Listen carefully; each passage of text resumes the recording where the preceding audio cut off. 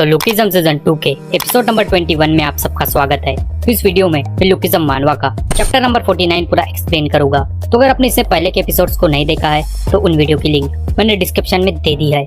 तो पिछले चैप्टर में हमने देखा था कि जो हमारा जे है वो हमारे यूसुफ के $5 लेने खुद लोगन ली से फाइट करने चले गया था। अब आगे तो चैप्टर के स्टार्टिंग में या लोगन ली जे को देख के कहता है, क्या वैसे क्या तुम कोई मजाक कर रहे हो? आखिर तुम्हें यहाँ किसने भेजा है? वैसे भी तुम यहाँ अकेले आए हो, शायद तुम्हें उन सीनियर्स ने भेजा है। यह लोगन ली की बात सुन के जे को रियलाइज होता है कि जो लोगन ली है वो ऐसे ही उसके पैसे तो नहीं देने वाला। जब जे लोगन ली के टी शर्ट को देखता है जिस टी शर्ट पे वह जुजुत्सु लिखा था, या जे उस टी शर्ट को देख के अपना भी जैकेट उतारने लगता है। और यह लोगन ली जे को ऐसा करते देख अपने मन में सोचता है कि आखिर ये टी शर्ट क्यों उतार रहा है? वो अच्छा शायद ये ऐसा इसलिए कर रहा है ताकि मैं इसे आसानी से पकड़ ना सकूं। यह लोगन ली फिर जैसे ये कहता है, मुझे लगता है तुम फाइट के लिए एकदम तैयार हो, तो चलो मेरे पीछे आ जाओ। या लोगन ली जैसे ये भी कहता है कि मैं तुम्हें मार मार के उन सबका नाम भी पूछूंगा। उसके बाद हमें लोगन ली के सीनियर्स नजर आती है जिन्हें लोगन ली ने काफी बुरी तरीके से मारा था। यहाँ पे ये सारे सीनियर्स अपने बॉस से बात कर रहे थे। तभी एक सीनियर कहता है, हाँ वो सारे पैसे हमारे ही पास थे, लेकिन उसने बड़ी चालाकी से हमसे वो सारे पैसे छीन लिए। हाँ लेकिन हमें माफ करना, वो सच में काफी ज्यादा पावरफुल था। तभी दूसरा सीनियर कहता है, ये सब कितना ज्यादा शर्मनाक है। तभी तीसरा सीनियर कहता है, अब पता नहीं हम स्कूल में लोगों को क्या मुंह दिखाएंगे। तभी जो उनका बॉस है वो इनसे फोन में कहता है, इसका मतलब तुम चाहते हो कि मैं खुद वहाँ पे आके इस मामले को हैंडल करूँ? तभी वो सीनियर कहता है, हाँ जैसी तुम्हारी इच्छा हो। उसके बाद हम इनका बॉस नजर आता है जो और कोई नहीं खुद हमारा गन होता है। या गन इन सबसे फोन पे कहता है, तुम्हें पता है ना कि मैंने हफ्ता वसूली का काम बहुत पहले ही छोड़ दिया है। तभी वो सीनियर कहती है, हाँ हमें पता है, लेकिन प्लीज तुम हमें माफ कर दो। तभी गन उन सीनियर से कहता है कि मैंने हफ्ता वसूली का काम जॉन गो को संभालने दिया है, इसका मतलब मैं उसे ही सारी बात बताऊंगा। चलो अब मैं तुमसे बाद में बात करता हूँ। फिर गन उस सीनियर्स का कॉल रख देता है और अपने साइड में बैठे लड़के से कहता है कि ये लोग मुझे सच में काफी ज्यादा परेशान करते हैं। और वो लड़की और कोई नहीं, वो लड़की वही होती है जो लुकिज्म सीजन 1 के एपिसोड नंबर 8 में आई थी। हाँ वही जो लुकिज्म की सबसे सुंदर लड़की है। वो लड़की या गन से कहती है, लेकिन हफ्ता वसूली का काम तुम्हारे लिए तो काफी अच्छा था ना? तभी गन उस लड़के से कहता है, हाँ लेकिन मैंने वो सारी जिम्मेदारी जॉक गन के ऊपर दे दी है और मुझे उसका काम बढ़ाने में काफी ज्यादा मजा आता है। और वैसे भी मुझे यहाँ तुम्हारे साथ ही अच्छा लगता है क्योंकि प्रेसिडेंट ने मुझे तुम्हारा बॉडी गार्ड जो बनाया है। और या गन की बात सुन के वो लड़की या गन से कहती है, क्या तुम मेरे कोई बॉडीगार्ड नहीं हो, तुम सिर्फ मेरे ऊपर नजर रखते हो और ना ही तुम कोई बिजनेस में मेरी मदद करते हो। क्योंकि यूई ने मुझे सारी बात बता दी है कि उस दिन भी तुम यूई की मदद करने वहाँ नहीं गए थे। तभी गन कहता है, मेरा वहाँ पे जाना ठीक नहीं था क्योंकि मेरी वहाँ पे कोई जरूरत ही नहीं थी। क्योंकि यूई की जिन लड़कों से फाइट हुई थी वो लड़के मेरे ही हफ्ता वसूल गैंग के मेंबर थे, जो लड़के हमारे लिए और तुम्हारे फैमिली के लिए काम करती है। और यूई भी तुम्हारे लिए एक फैमिली का हिस्सा ही है ना, तो मेरा वहाँ जाने का कोई मतलब ही नहीं था। और वैसे भी यूई के साथ वो लड़का भी तो था जिस लड़के के ऊपर मुझे प्रेसिडेंट ने नजर रखने कही है। और या गन की बात सुन के उनके साइड में बैठा लड़का कहता है, हे दोस्तों क्या मुझे भी उस लड़के से मिलना चाहिए? तभी वो लड़की कहती है, लेकिन क्यों, तुम तो काफी ज्यादा बिजी हो ना? तभी वो हैंडसम लड़का कहता है, अगर खुद प्रेसिडेंट भी उसे देखना चाहती है तो मैं भी उसे एक बार जरूर मिलना चाहूंगा। तभी वो लड़की कहती है, हाँ फिर तो तुम ऐसा कर सकते हो, लेकिन ये सारी जो जगह है क्या इसे एजेंसी ने डेकोरेट किया है? क्योंकि ये सब एक सेलिब्रिटी के हिसाब से काफी ज्यादा डिफरेंट है और ये मुझे बिल्कुल भी पसंद नहीं आया।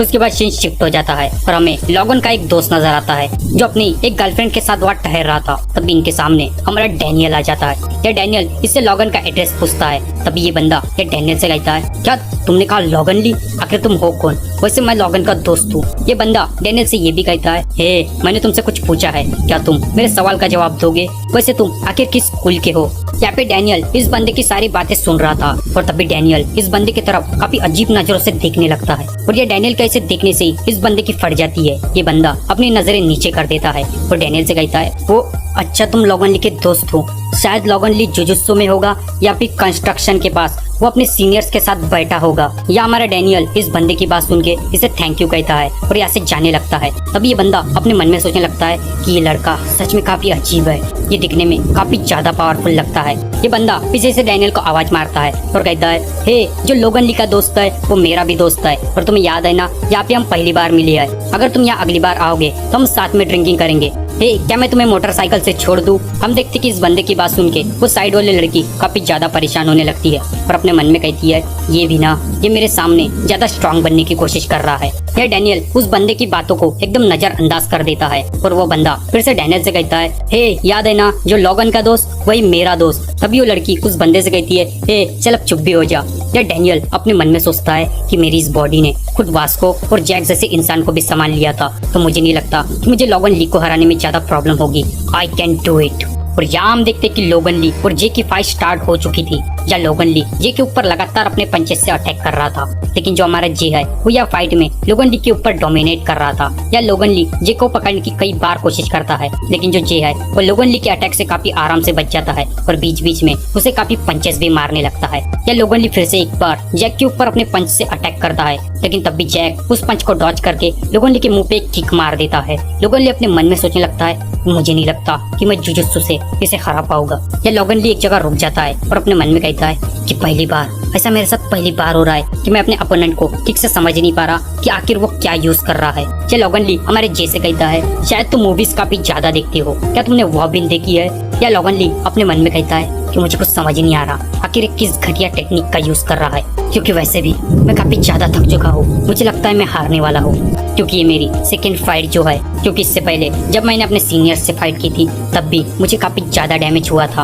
हम देखते कि लोगन ली आखिरकार अपनी औकात दिखाई देता है। वो हमारे यूनसुक के उसी $5 को अपने हाथ में पकड़ता है और उसे जे के सामने फाड़ने की कोशिश करता है। या जे लोगन ली को ऐसा करते देख काफी ज्यादा गुस्सा हो जाता है। तभी लोगन ली या जे से कहता है हे देखो मैं इसे फाड़ने वाला हूँ, तो तुम क्या बस मुझे इसे फाड़ता बस देखने वाले हो। तभी हम देखते कि जो हमारा जैक है उसे हमारे यूनसुक की एक बात याद आती है। या यूनसुक ने उसे कहा था कि डैनियल को मेरे मदर ने $5 दिए थे और वो पैसे डैनियल के लिए काफी ज्यादा कीमती थे। या यूनसुक की बात याद रखते हुए जो जे है वो बिना सोचे समझे लोगन ली के ऊपर अटैक करने आगे बढ़ता है। या लोगन ली भी जैक को ऐसा आते देख अपने मन में कहता है बहुत बढ़िया, ये सीधा ही मेरे बिल्कुल पास में आ रहा है, इससे बेहतर मेरे लिए क्या हो सकता है।